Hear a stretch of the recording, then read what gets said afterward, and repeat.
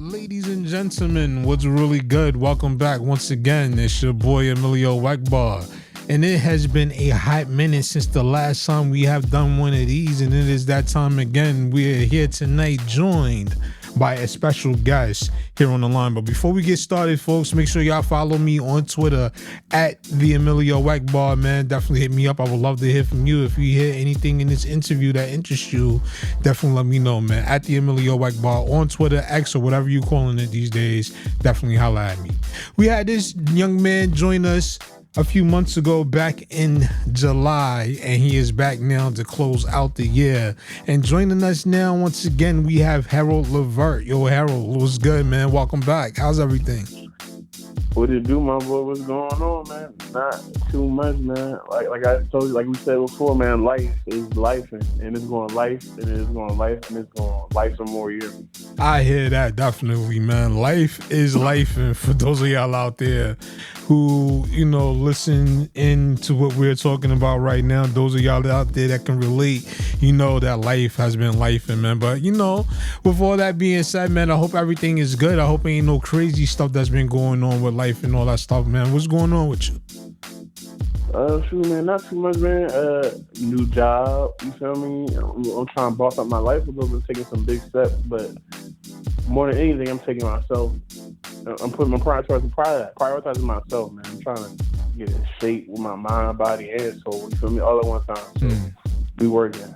I hear that, man. Yo, and it's funny that you mentioned that, man, because, here myself lately, after a few house scares myself, from the last time we hooked up and everything, I've been really trying to prioritize myself and taking better care of myself, man. And in doing so, ended up getting myself hurt, but it is all good. But it feels good to start that journey again to get back in shape, man. So, with all that being said, man, I understand that you got some new things in the works, man. You got some new projects that's out there right now, and you got a lot of other things that's jumping off right now. So, man, so talk to us. What's going on? This year, I'm not going to say I ain't take a year off because we stay working, but I stepped back a little bit this year as far as, like, physical movement. I ain't shooting a video. I don't think I shot any videos. I don't think I did a performance or nothing like that, but I tried to hit the music scene from an analytical side this year. You feel me? Mm-hmm. I'm in the analytics. I'm in the numbers. I'm promoting different stuff on different places, seeing which one hit, which way. Just kind of making my money work for me and stuff like that, and just seeing how much juice I can still get out the songs that I've been dropping the last few years. Because everything is A1 quality. You feel me? So I know sometimes it take a year, maybe two, or however long it takes for a song to pop. So let's see what we can do with what I got already. But I'm always working, man. I think I got like an album in the cut that I kind of wanna push out next year, but I don't want to rush it. So taking my time with that.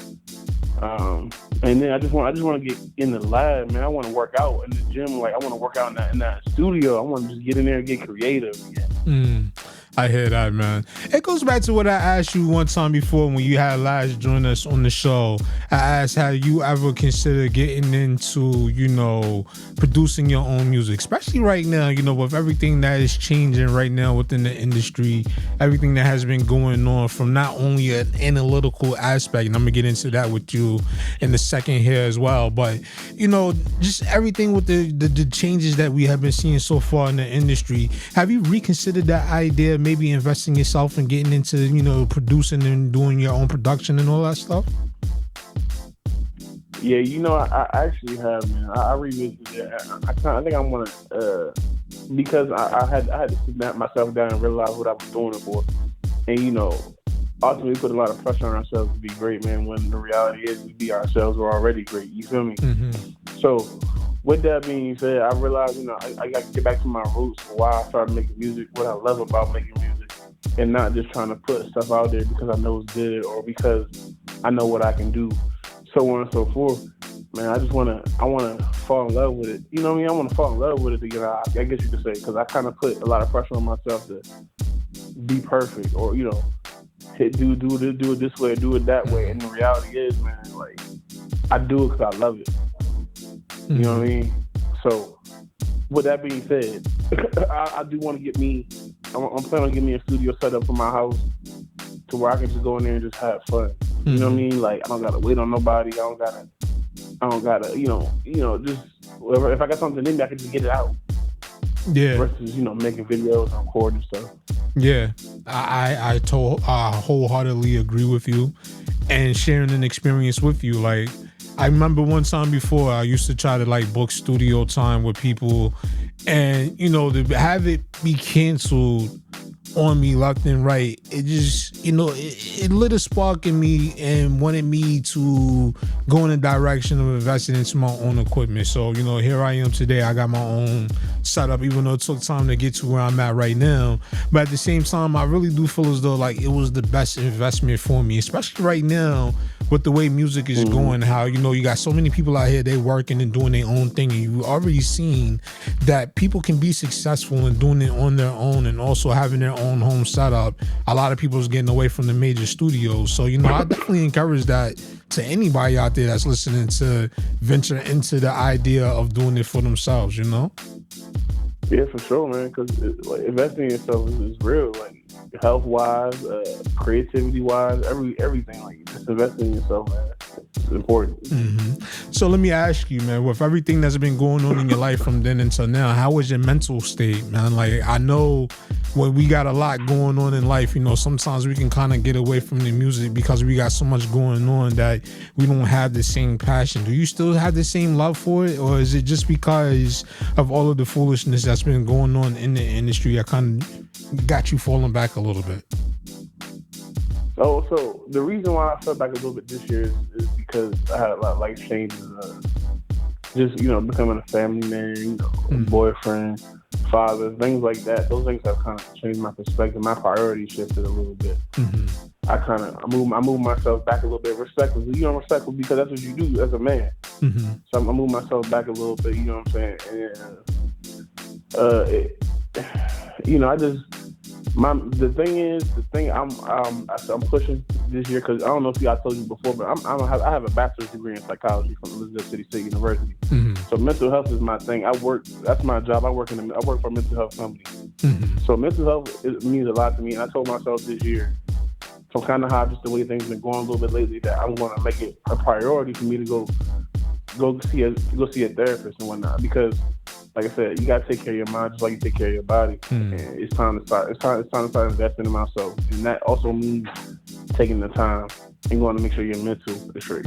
That's deep, man. I ask you this not only just out of curiosity, but also for a lot of people out there that's listening right now, because I know when it comes to mental health, there's a major stigma around it, and a lot of people are not comfortable with talking about the status of their own mental health and all that good stuff. But as a black man right now, especially in this country with a lot of things that we deal with, like, how do you feel like about going to therapy, like making yourself that vulnerable to go speak to somebody about things that may be going on in your own personal life, opening up to somebody that's a complete stranger? How does that make you feel?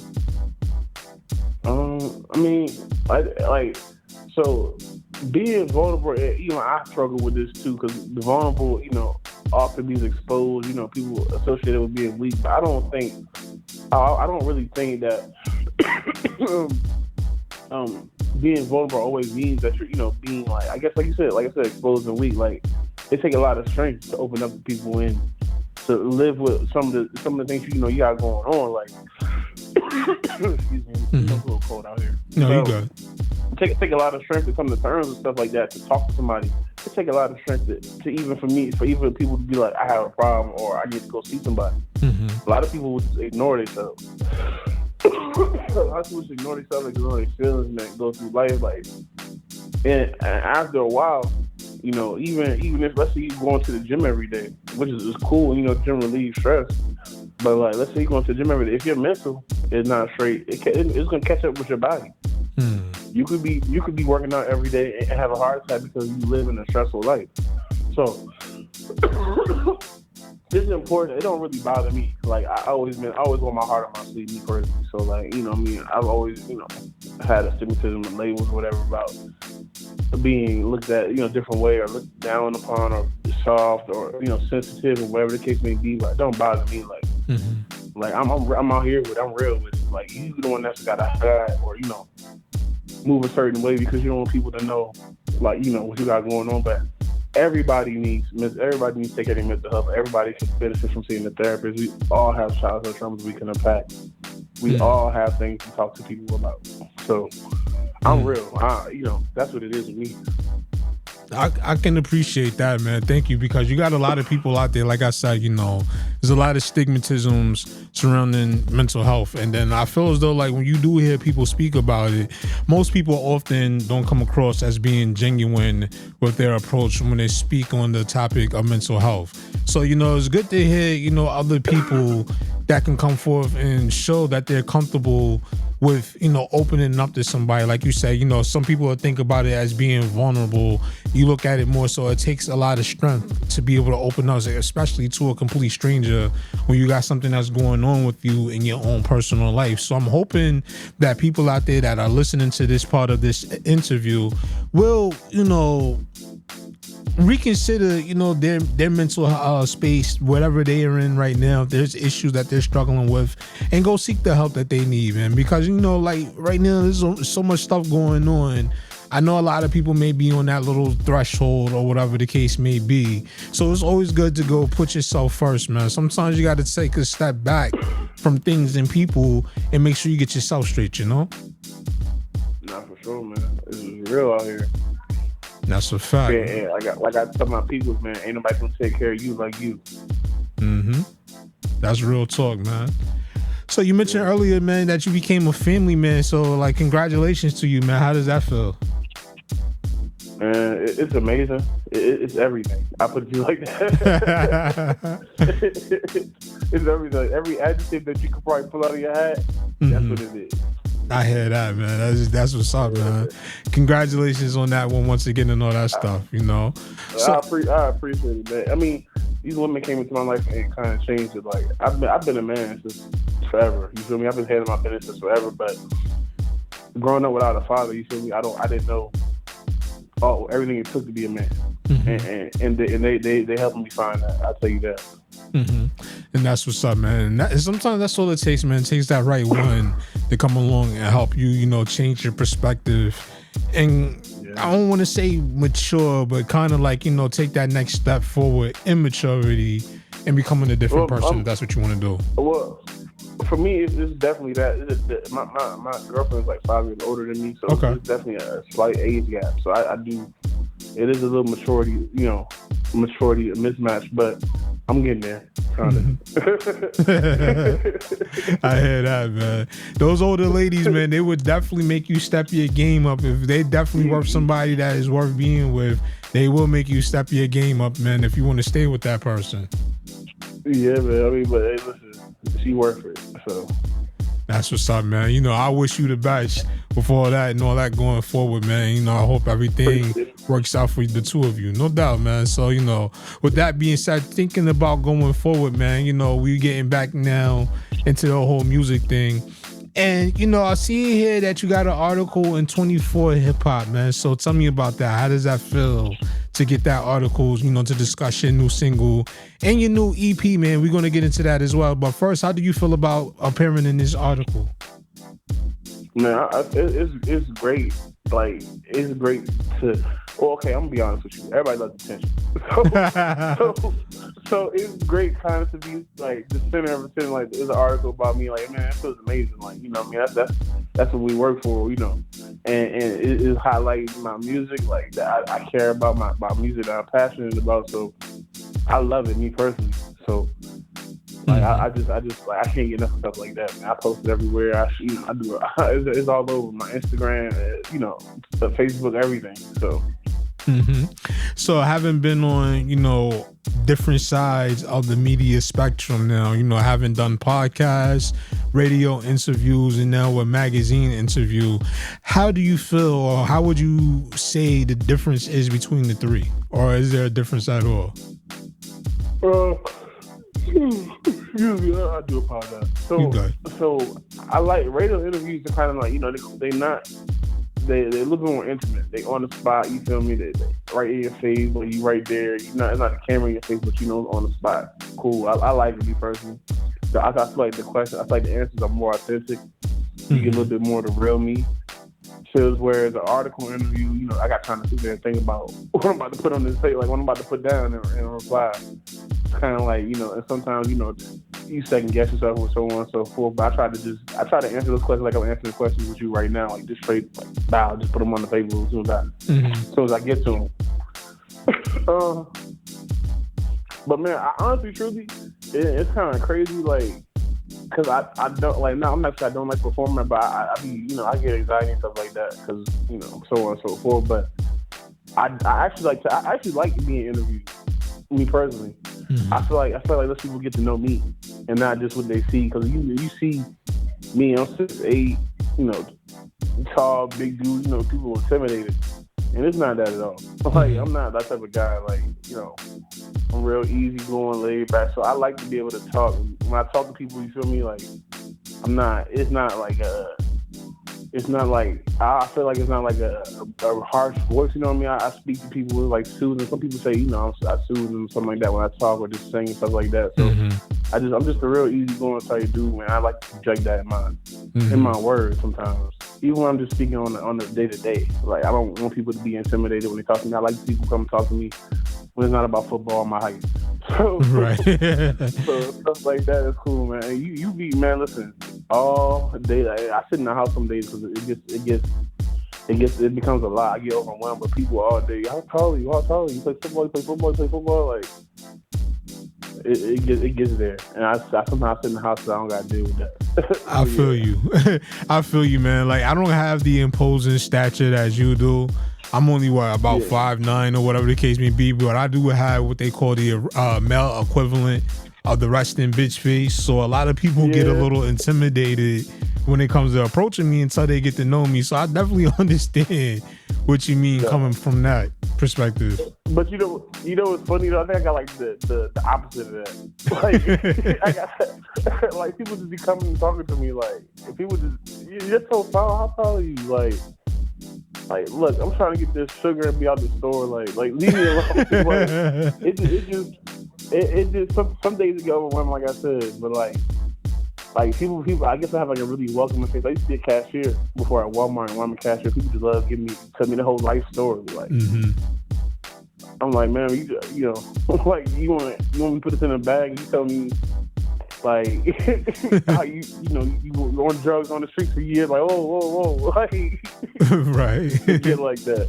Yeah, that's what's up though, man. Because I get people, man, they scared to approach me because they say I look so scary or whatever. But I'm like, yo, like, once you get to know me, like, you understand, like, that's just me. I don't really like to smile that much. That's just part of my personality and who I always am. But I'm like, I'm a very nice person, easygoing to talk to.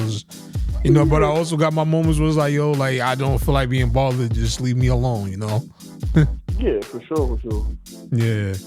But, you know, I definitely understand about that whole situation with the height thing, because I have a coworker as well that's about, 6'5" or whatever the case may be. He get a lot of those questions every day or whatever. So, you know, I can imagine exactly what you go through because of what he goes through. So I can understand that. Yeah, man, listen, it get crazy. But you know what's really crazy, though? I used to have a cousin. Well, not used to have a cousin. I have a cousin. I got a cousin who's like the same height as me. And we went to college together. And people did, like, when we're together, people don't ask us that question. But when we're by ourselves, people do. It's weird. It's just, I don't know. Hey, man, I guess, you know, people, when it's not the two of you, they don't feel as intimidated as they do, like, you know what I mean? Yeah, cause he definitely look a little more mean than I do, for sure. Like, so I don't know. That's what it is, man. But yo, I definitely understand what you mean. Also, you know, getting back to the whole thing about the interviews or whatever. Like, me, like, I don't mind interviewing people. I have a joy, and sometimes, you know, talking to people, especially if they're interesting folks and they got things, you know, a nice story to tell about themselves. But me, I've always been the type, I've never been comfortable being on the other side of it. You know, like me being the interviewed, you know, other than the interviewer. Sometimes, like, I get a little uncomfortable with that. Yeah, I got you. See, the on-camera ones, they kind of mess you up a little bit, but I think I still do those better than I perform by. Even still, like, the on-camera ones, I get to sweating sometimes. It depends on the lighting. Oh, man. They all I think me personally, I think I'm a way better interviewee than I ever be an interviewer. Mm.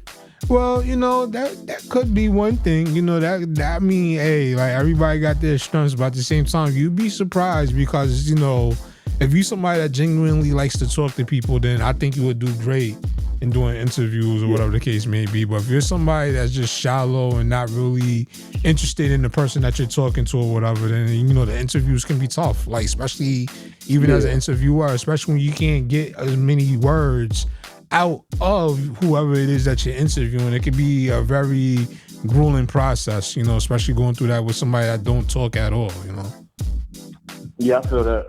Yeah, man. So, with this interview here in 24 Hip Hop, you mentioned your new EP that you have out, and we're going to get into that now. So, like, with that being said, how about you go ahead and introduce it and you talk about that with that? Cool. So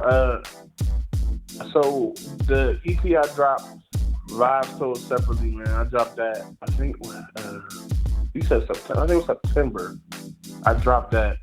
It's really a compilation of, I'm not going to say experimental sounds, but I tried something different on each one of those tracks a little bit. I got that rock song on there. I think I said it, told you about before. Mm-hmm. Finally dropped that with my homeboy G the Prophet.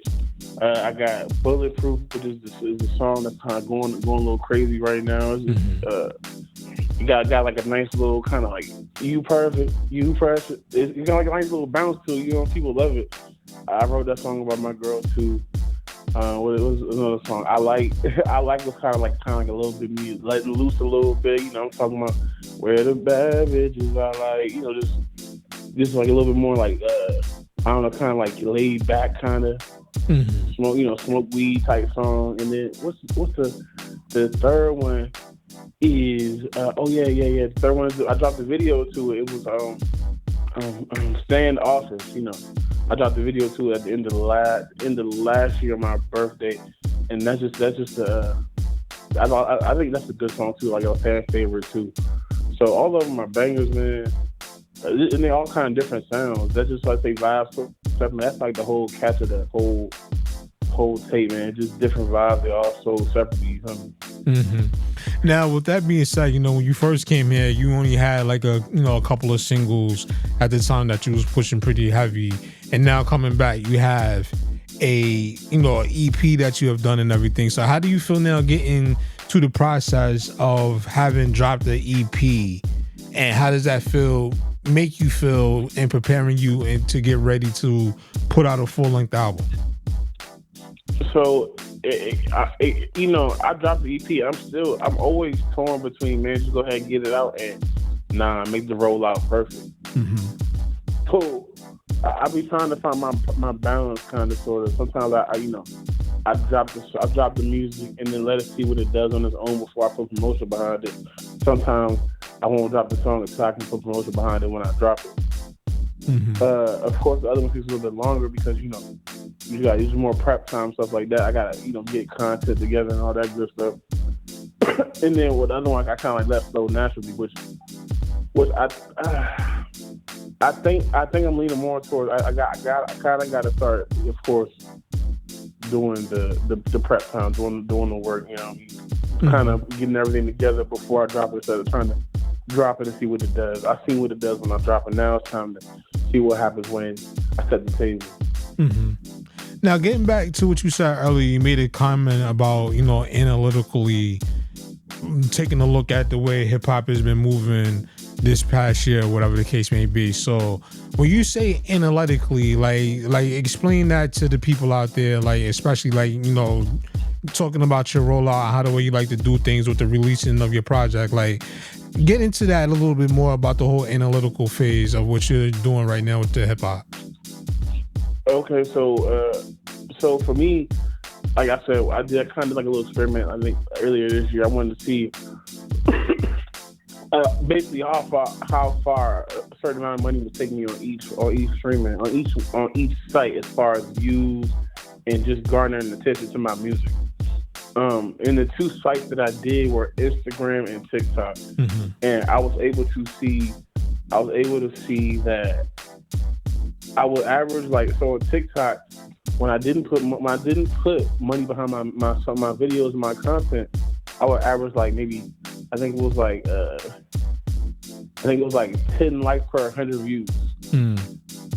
Two is whereas when I put money behind it, of course, I think the average is like, I think I couldn't really do the math, but I know it's higher than 10. I think it was around like 13, 14 likes per 100 views. And then of course I'm promoting it, so I'm getting more views. So let's say I got like 9,000 views. I mean, I'm hitting almost 1,000 likes on that whenever I got 9,000 views. And it might not be a good ratio, but I'm looking for progress, not perfection. And that's just what I see. And so I saw that maybe like the same amount of money. As let's say I took $20 and put it into a video on TikTok and put $20 and put it into a video on Instagram. I saw that the $20 would go a lot further on TikTok versus Instagram. Do that mean that I'm not going to post? Does that mean I'm not going to put as much money in Instagram? No. I might even put more money in Instagram than TikTok because I got to do more on Instagram than I have to do TikTok to get the same amount of views. Which is fine, but it's good to know going forward, stuff like that. You feel me? Right. That to and me. Then, oh, I'm sorry. Go ahead. My boss was gonna say, and then also just something my manager I've been working with, Don, taught me. Kind of like when you can see like where songs is hitting at from like the United Masters and stuff like that. And going forward, in the future when I start playing in shows or concerts or tours, or if I want to push a song, I know what area to push it in because I can see where my music is hitting at.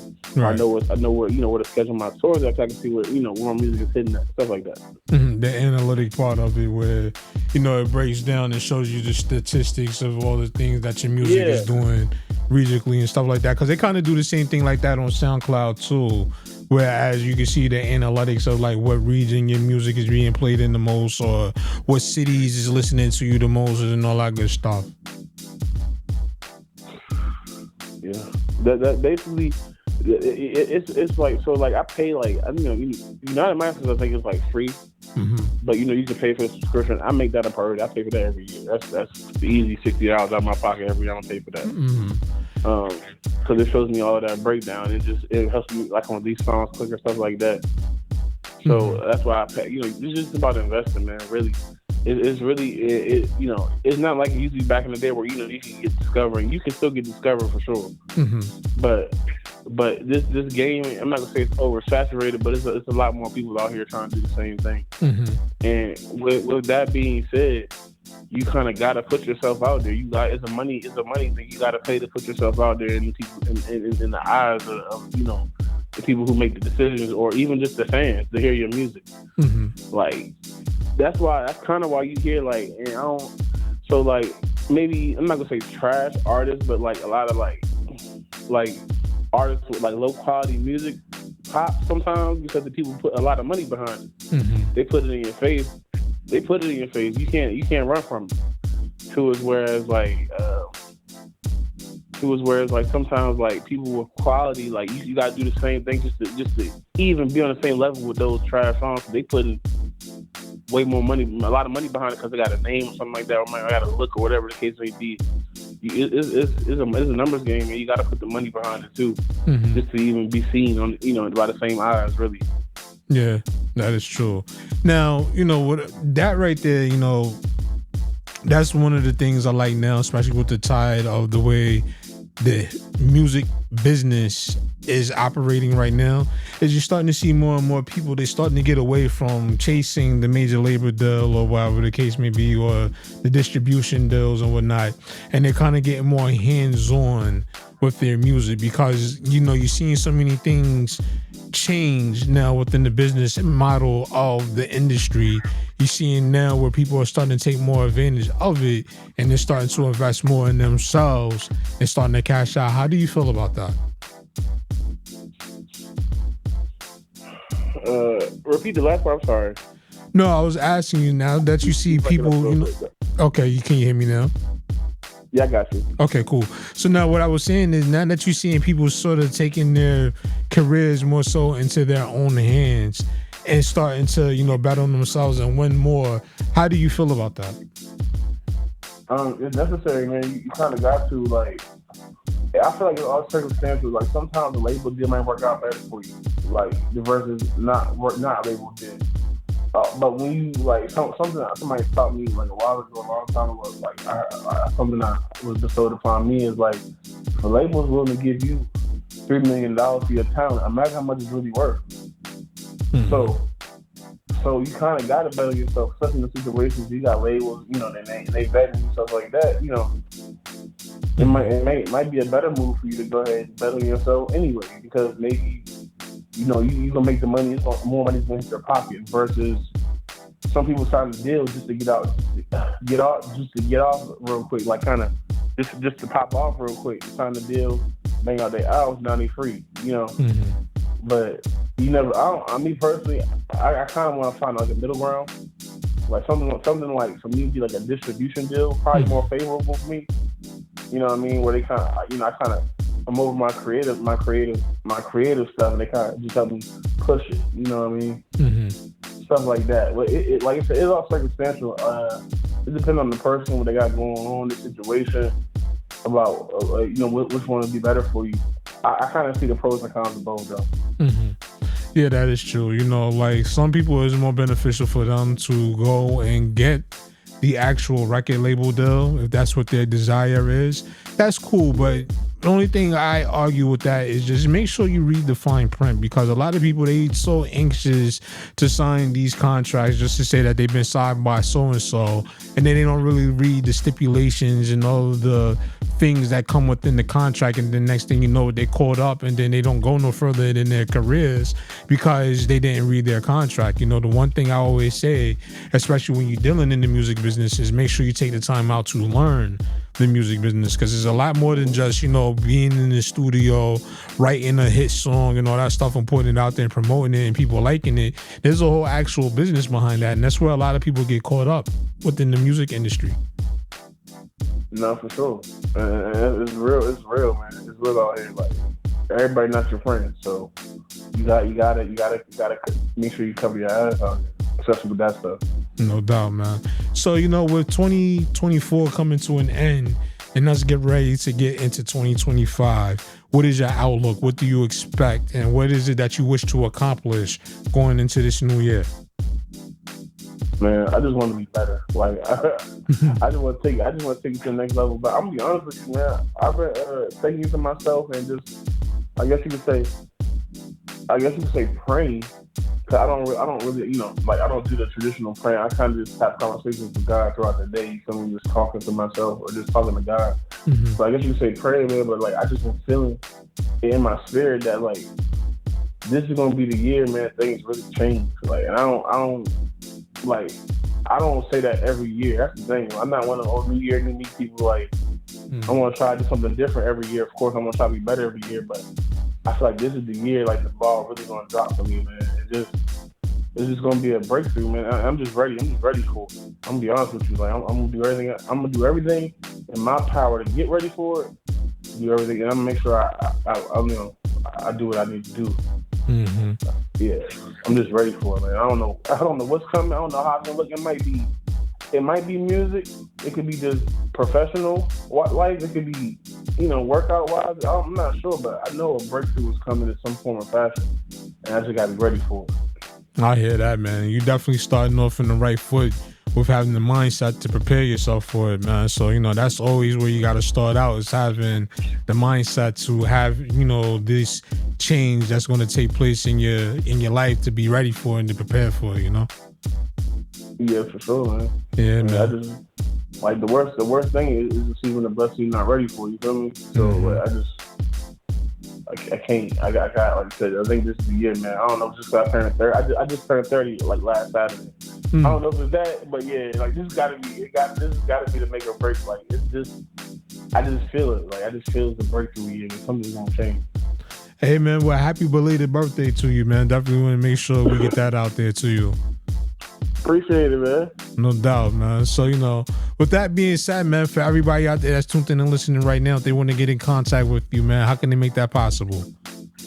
Oh, man, it's Harold Levert all day, every day, everything. Harold Levert on Instagram, Harold Levert on Twitter, Harold Levert 0 on TikTok, Harold Levert on Facebook, Harold Levert on Spotify, Harold Levert on iTunes, any music platform, you can just type in Harold Levert.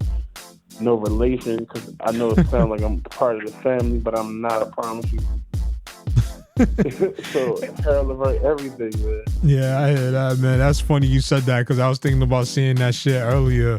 I was like, I don't know if I want to do all that. But it's crazy you said that, though. Nah, that's good. I adjust it every time, man. Just because that's kind of like why I came up with the name Harold Levert. You know, I'm a big dude. I sing. I'm fake smooth. I call myself smooth. You know, and Gerald Levert, he's a big dude. He sing. He's smooth. You know, the ladies love Gerald Levert. I'm not saying the ladies love me, but I do all right. I hear that, man. So for people that want to pick up the EP, where can they go to grab it? All streaming platforms. Just type in Harold Levert. It's my latest drop. Live, sold separately, man. I made the cover myself. So check that out. Yeah, that's what's up, man. Well, Harold, once again, man, we want to say thank you for taking the time out to join us here on the show. We definitely do appreciate you, man. We wish you all the best of luck going into 2025. And, you know, hopefully you'll come back again soon and we can talk about it again, man, and hear about the progression that is going on with you in your life and also in your music career, man. I appreciate it, man. Thanks for having me, man. It's always a pleasure. Always a pleasure. And same to you, bro. Absolutely, man. I thank you. And to everybody else out there, keep it locked and stay tuned. We'll be back with more right after these words, you heard? Yeah.